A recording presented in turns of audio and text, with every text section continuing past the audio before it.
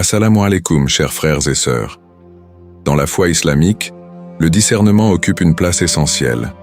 Il est ce don que Dieu nous offre pour distinguer le bien du mal, le chemin à suivre de celui à éviter. Chaque croyant est encouragé à développer une perception fine et profonde des signes qui l'entourent, des indications subtiles ou parfois évidentes qu'Allah nous envoie. Dans ce monde empli de défis, de distractions et de tentations, la capacité de discerner ces signes devient un pilier de notre spiritualité, une boussole qui nous oriente vers la paix et l'éloignement de ce qui pourrait être toxique pour notre foi. Allah, dans sa sagesse infinie, sait ce qui est bon pour nous, même quand nous n'en avons pas encore conscience. Il sait où se cachent les pièges, les épreuves insurmontables, ou les relations et engagements qui risquent de compromettre notre spiritualité. Parfois, les signes qu'il nous envoie sont clairs comme de l'eau de roche. D'autres fois, ils se manifestent de manière plus subtile, comme une intuition persistante, une série d'événements ou un malaise intérieur qui refuse de s'apaiser. Ces signes sont des cadeaux divins, des moyens d'Allah pour nous préserver, nous éloigner des situations qui pourraient nous détourner de son chemin. À travers chaque signe, Allah nous invite à la réflexion, à l'écoute attentive de notre cœur et à l'observation de ce qui se passe autour de nous. Loin de nous abandonner dans l'incertitude, il nous propose des indices pour comprendre ce qui est en accord avec notre foi et ce qui ne l'est pas. En prêtant attention à ces signes, nous apprenons à mieux nous connaître et à mieux comprendre la volonté d'Allah pour nous.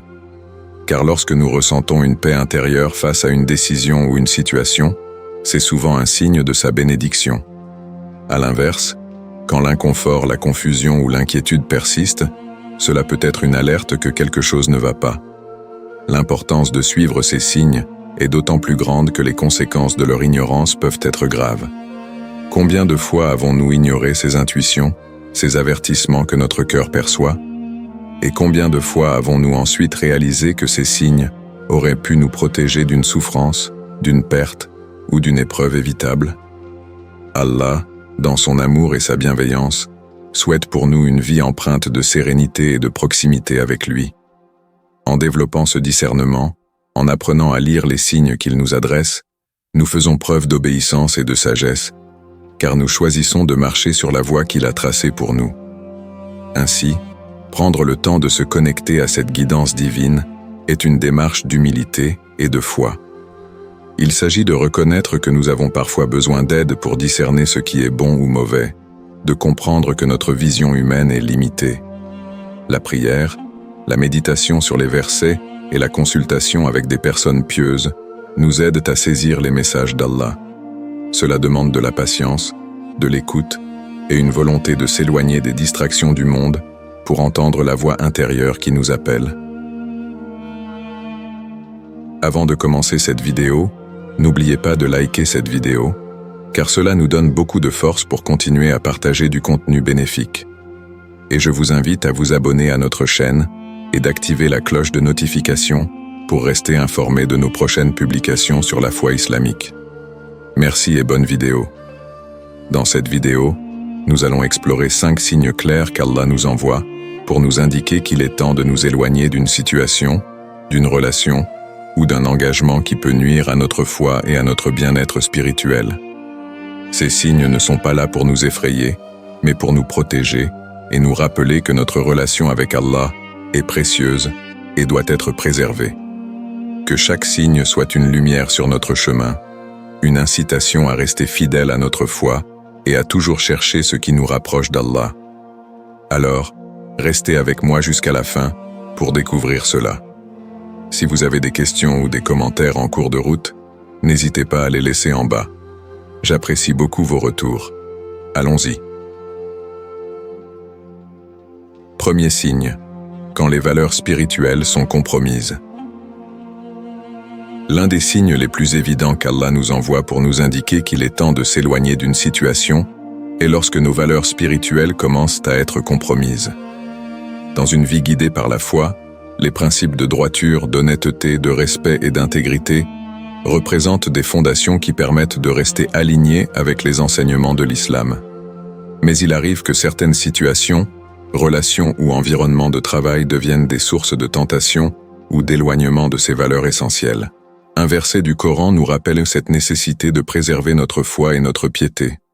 Et ne laissez pas votre rancœur contre un peuple vous inciter à être injuste. Pratiquez l'équité. Cela est plus proche de la piété. Et craignez Allah, car Allah est parfaitement connaisseur de ce que vous faites. Sourate Al-Maïda, 5-8. Ce verset montre que lorsqu'une situation nous pousse à agir de manière injuste, à compromettre notre éthique ou à adopter un comportement qui nous éloigne de la piété, il est peut-être temps de s'en retirer. Rester dans un contexte où nos valeurs sont mises en danger peut rapidement nous conduire à perdre de vue ce qui est fondamental dans notre relation avec Allah. Prenons l'exemple d'une relation amicale. Parfois, une personne que l'on considère comme un ami nous influence d'une manière qui nous éloigne de notre foi. Cet ami peut nous encourager à adopter des comportements qui vont à l'encontre de nos valeurs, comme des plaisirs excessifs, le mensonge ou des actions qui ne sont pas permises en islam. En persistant dans cette relation, nous risquons de nous adapter à un style de vie qui met en péril notre foi et nos valeurs, créant ainsi un déséquilibre intérieur. Lorsque nous sentons que cette personne a un impact négatif sur notre pratique religieuse et notre piété, cela peut être un signe qu'il est temps de prendre du recul pour préserver notre foi. Un autre verset illustre cette guidance divine. « Ô vous qui avez cru, prenez garde à vos devoirs envers Allah, que chaque âme voit bien ce qu'elle a avancé pour demain, et craignez Allah, car Allah est parfaitement connaisseur de ce que vous faites. » Sourate Al-Hashr, 59-18. Ce verset nous appelle à prendre conscience de chaque action que nous posons et de l'influence qu'elle peut avoir sur notre foi. Lorsque nous nous retrouvons dans un environnement où nous devons mettre de côté nos valeurs, nous devons nous rappeler cette exhortation divine. Chaque action compte et chaque choix que nous faisons a des répercussions sur notre vie spirituelle. Deuxième signe, une perte de paix intérieure. La paix intérieure est l'un des plus grands bienfaits qu'Allah puisse accorder aux croyants. Elle est un signe de sa satisfaction et de sa guidance. Lorsque nous sommes en accord avec notre foi et nos valeurs, une tranquillité émane en nous, nous apportant stabilité et sérénité. À l'inverse, lorsque cette paix est perturbée de manière persistante, cela peut être un signe qu'Allah nous envoie pour nous alerter sur quelque chose d'inadéquat dans notre vie. La perte de cette paix intérieure, ou l'apparition de doutes et d'inconfort constants, peuvent indiquer que nous ne sommes pas sur le chemin qui nous rapproche de lui, mais plutôt sur celui qui risque de nous éloigner. Le Coran nous rappelle cette relation entre paix et guidance divine. Ceux qui ont cru et dont les cœurs se tranquillisent à l'évocation d'Allah. Certes, c'est par l'évocation d'Allah que les cœurs se tranquillisent. Sourate Ar-Ra'd, 13-28. Ce verset montre que le rappel d'Allah est source de paix et que par conséquent, l'absence de cette tranquillité peut signifier un éloignement de ce rappel, que ce soit par des actions, des pensées ou des environnements néfastes. Lorsque notre cœur est en proie à l'agitation, lorsque notre esprit est constamment troublé, cela peut être un signal divin nous invitant à réévaluer notre situation et à chercher une guidance. Imaginons un contexte relationnel. Si vous êtes engagé dans une relation, qu'elle soit amicale, amoureuse ou professionnelle, et que cette relation vous cause constamment des inquiétudes, des frustrations ou des tourments intérieurs, cela peut être une indication qu'elle n'est pas en accord avec votre chemin spirituel. Parfois, malgré tous les efforts pour maintenir une harmonie, il se peut que quelque chose ne résonne pas avec la paix intérieure que le croyant est censé ressentir. Cette absence de sérénité peut être une forme de guidance subtile, un avertissement d'Allah pour nous préserver des situations qui, à long terme, pourraient affaiblir notre foi. En islam, la tranquillité du cœur est perçue comme un signe de guidance. Allah, par sa miséricorde, utilise souvent notre ressenti pour nous alerter. Lorsqu'un croyant prie pour obtenir de l'aide ou de la clarté face à une décision importante, il peut attendre une certaine sérénité en réponse. Si, au lieu de cela, il ressent un malaise persistant, il est possible qu'Allah le détourne de ce chemin pour le protéger. Cette intuition, cette absence de paix, peut donc être une manifestation de la miséricorde divine, une manière subtile d'éloigner le croyant de ce qui pourrait le blesser. Un verset pertinent sur la paix divine et la protection est le suivant. Quand Allah veut accorder le bien à quelqu'un, il lui ouvre la poitrine à l'islam, à la paix intérieure. Et quand il veut égarer quelqu'un, il rend sa poitrine étroite et contractée, comme s'il montait vers le ciel. Sourate Al-An'am, 625. Ce verset nous rappelle que la paix intérieure est une bénédiction d'Allah et que lorsque notre cœur est contracté, inquiet, cela peut être une alerte. Si Allah veut le bien pour un serviteur, il lui accorde la tranquillité, mais si la situation est potentiellement nuisible, Allah peut induire une gêne intérieure qui nous avertit de la nécessité de prendre un autre chemin. Ainsi, chaque fois que nous percevons une perte de paix en nous-mêmes, nous devrions nous arrêter et réfléchir à ce qui en est la cause. Est-ce la conséquence de notre environnement, de nos fréquentations, d'une décision récente? Parfois, l'agitation de notre cœur n'est pas simplement due au stress ou aux défis quotidiens, mais elle peut être un appel d'Allah à nous détourner de ce qui nuit à notre foi. Il est important d'intégrer dans nos vies des pratiques de réflexion et de retour vers Allah, comme le dhikr, rappel d'Allah, et la prière, pour nous reconnecter à cette source de tranquillité. Ces pratiques peuvent non seulement apaiser notre cœur, mais aussi nous donner la clarté et la force nécessaires pour prendre des décisions qui préservent notre paix intérieure. Car la paix intérieure, en islam, est un signe de satisfaction divine, et en la recherchant, nous démontrons notre volonté de rester proche d'Allah et de suivre la voie qu'il a tracée pour nous. Troisième signe, des obstacles répétés et imprévisibles. Dans la vie, il arrive souvent que des obstacles imprévus surgissent de manière récurrente, des défis qui semblent surgir sans avertissement et perturber nos plans. Parfois, nous nous efforçons d'atteindre un objectif, de progresser dans une relation ou de réussir dans un projet, mais malgré tous nos efforts, les portes se ferment constamment. Ces moments de blocage, bien que frustrants, sont parfois un signe d'Allah, un moyen pour lui de nous guider et de nous protéger. Les obstacles répétitifs peuvent être des avertissements divins, des moyens pour Allah de nous rediriger ou de nous empêcher de suivre un chemin qui ne nous serait pas bénéfique. Le Coran nous enseigne que les difficultés et les épreuves font partie de la vie humaine, et qu'elles ne sont jamais en vain, mais qu'elles ont une finalité divine qui vise à tester notre foi et à nous rapprocher d'Allah. Dans le verset suivant, Allah nous rappelle que les épreuves ont une raison et une sagesse profonde derrière elles. Ne croyez pas que ceux qui ont été tués dans le chemin d'Allah soient morts. Au contraire, ils sont vivants auprès de leur Seigneur, bien pourvus. Sourate Al-Imran, 369. Ce verset nous montre que même dans les moments les plus difficiles, Allah est présent et que toute difficulté peut être une occasion de renforcer notre foi. Cependant, au-delà des épreuves graves, les obstacles quotidiens, les difficultés imprévues et répétées, sont souvent une manière pour Allah de nous orienter vers des chemins meilleurs, parfois sans que nous en soyons pleinement conscients. Une autre histoire illustrative, le cas d'Ibrahim, Abraham et le sacrifice. Un autre exemple est celui du prophète Ibrahim, qui a vécu des obstacles répétés dans sa vie. Tout d'abord, il a dû faire face au rejet de son peuple lorsqu'il prêchait le monothéisme. Ensuite, il a été forcé de quitter son pays natal et de s'installer dans un lieu étranger, loin de sa famille. Mais l'obstacle majeur auquel il a été confronté a été l'ordre d'Allah de sacrifier son propre fils, Ismaël.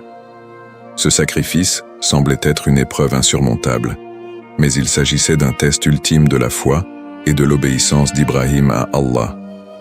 Ibrahim n'a pas simplement subi cet obstacle, il l'a compris comme un test de sa foi et de son engagement envers la volonté divine.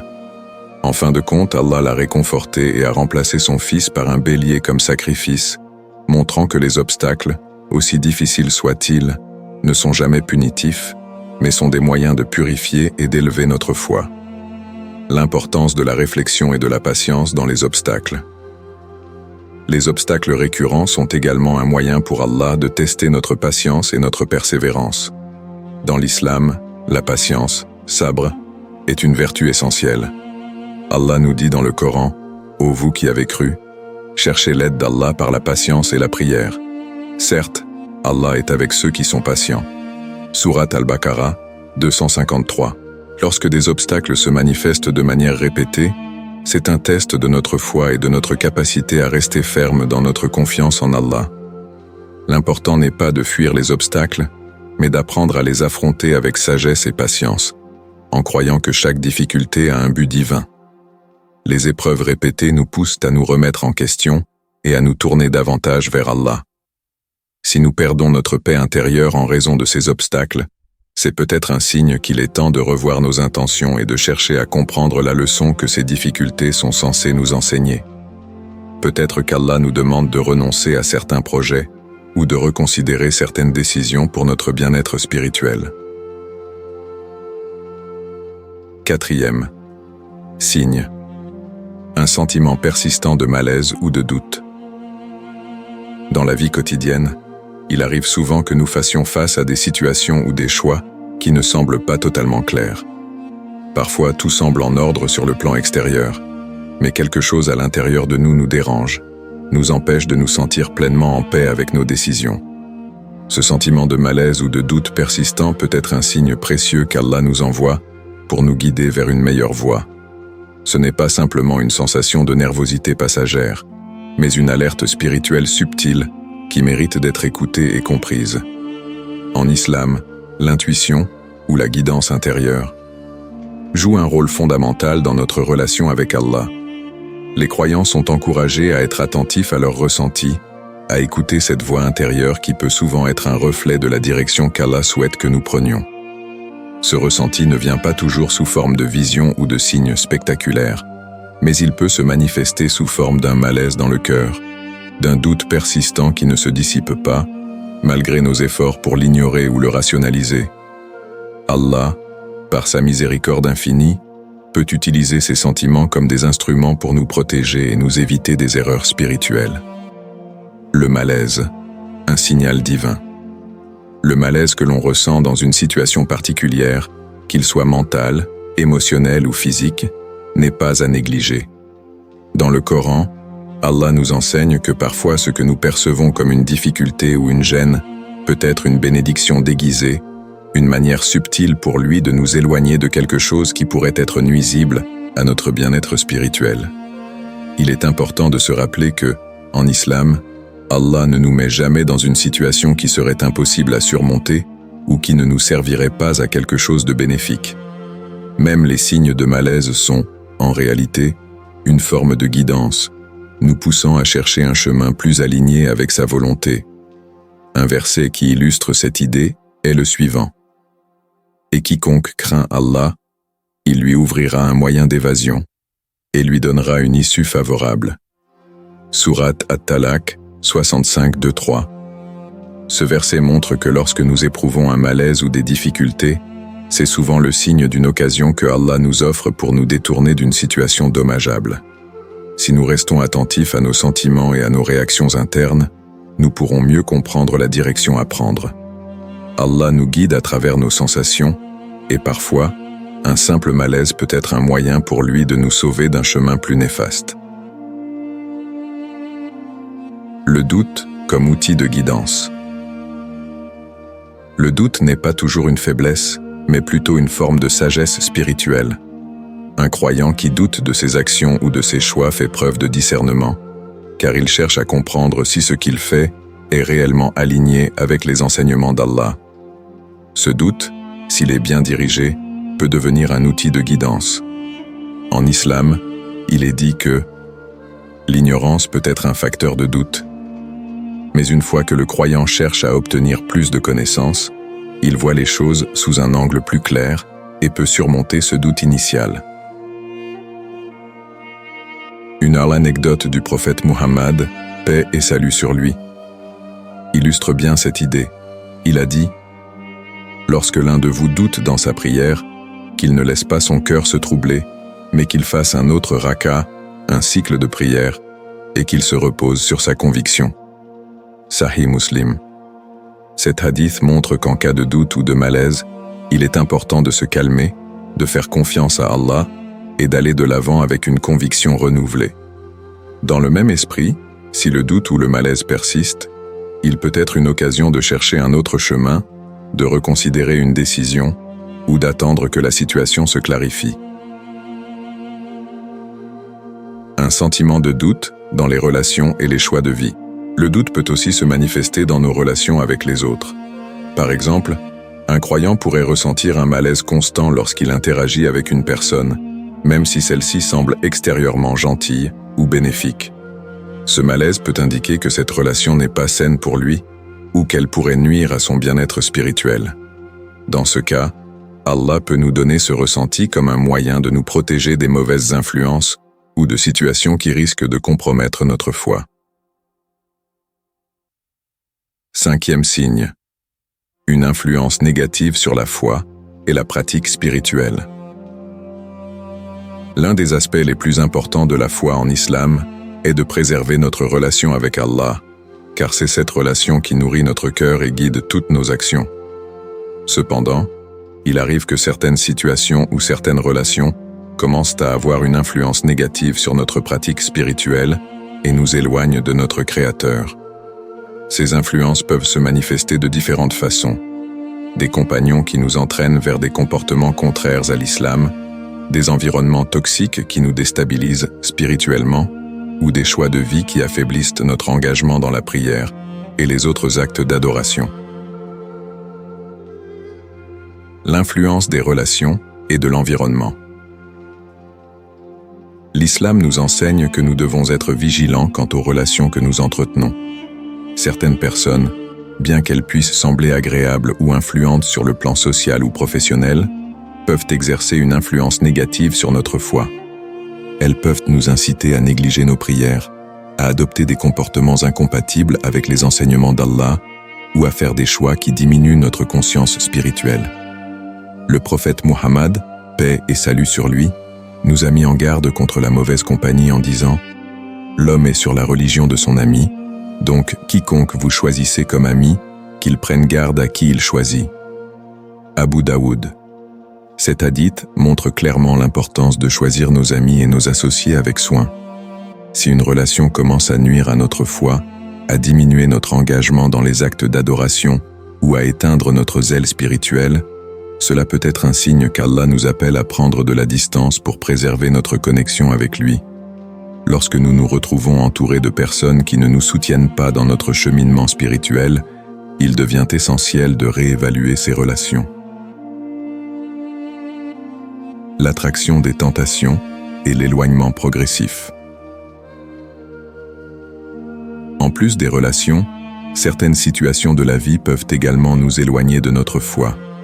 Le monde moderne regorge de distractions et de tentations qui, à long terme, peuvent affaiblir notre pratique spirituelle.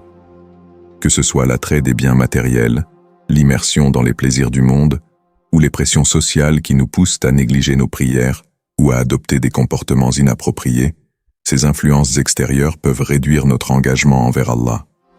Le Coran nous enseigne que ce monde est éphémère et que la véritable vie réside dans l'au-delà. Allah nous rappelle dans la sourate Al-Hadid « Ce que vous possédez ici-bas est éphémère, mais ce qui est auprès d'Allah est meilleur et plus durable. » Sourate Al-Hadid 57-20. Les tentations matérielles et sociales peuvent être des distractions puissantes, mais elles ne doivent pas nous faire oublier notre objectif ultime, obtenir la satisfaction d'Allah et entrer dans son paradis. Si nous commençons à donner plus de place à ces distractions qu'à nos obligations religieuses, cela peut être un signe que nous devons nous éloigner de certains aspects de notre vie pour ne pas perdre de vue notre destination finale. Le perte de motivation spirituelle. Un autre signe évident d'une influence négative sur notre foi est lorsque notre motivation spirituelle commence à s'effondrer. La prière, le jeûne, la lecture du Coran et la méditation deviennent des tâches pénibles plutôt que des moments de plaisir et de rapprochement avec Allah. Si cela se produit, il est essentiel de se poser la question : qu'est-ce qui nous empêche de ressentir la paix et la motivation dans nos actes d'adoration ? Allah nous avertit de ne pas laisser les distractions du monde nous éloigner de lui. Dans la sourate At-Tawbah, il dit : « Ô vous qui avez cru, Ne laissez pas vos biens et vos enfants vous détourner du souvenir d'Allah. Sourate At-Tawbah 9:24. Dans le Coran, Allah nous dit « Et ceux qui, lorsqu'ils ont commis une indécence ou ont fait du tort à eux-mêmes, se souviennent d'Allah et demandent pardon pour leurs péchés, et qui donc pardonnent les péchés sinon Allah, et qui ne persistent pas délibérément dans ce qu'ils ont fait. » Sourate Al-Imran 335. Ce verset nous enseigne l'importance de revenir vers Allah lorsque nous nous écartons de notre foi. Si nous réalisons que nous avons été influencés négativement par notre environnement ou nos relations, nous devons faire preuve de repentance, demander pardon à Allah et nous éloigner de tout ce qui nuit à notre foi. Ces signes ne sont pas des obstacles, mais des opportunités que Allah nous offre pour revenir à lui, pour réévaluer notre chemin et pour nous réaligner avec ce qui est bon pour notre âme. Ils sont là pour nous rappeler que notre foi et notre relation avec Allah doivent toujours primer, peu importe les circonstances extérieures. Allah nous aime et veut le meilleur pour nous. Chaque épreuve, chaque écart, chaque difficulté est une occasion de nous rapprocher de lui. N'ayons pas peur de nous éloigner de ce qui nuit à notre foi, car Allah nous promet qu'il nous guidera vers ce qui est mieux pour nous. Prenons courage, chers frères et sœurs, car Allah ne nous teste jamais au-delà de nos capacités. Il nous donne toujours les moyens de surmonter les épreuves et de trouver la paix. Restez fermes dans votre foi, suivez les signes d'Allah, et rappelez-vous toujours que chaque étape sur ce chemin est une occasion de grandir spirituellement et d'approfondir votre relation avec lui.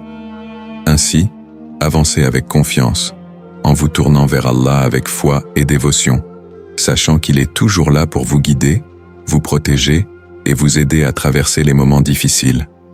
Que vous trouviez la paix et la clarté en suivant les signes qu'il vous envoie.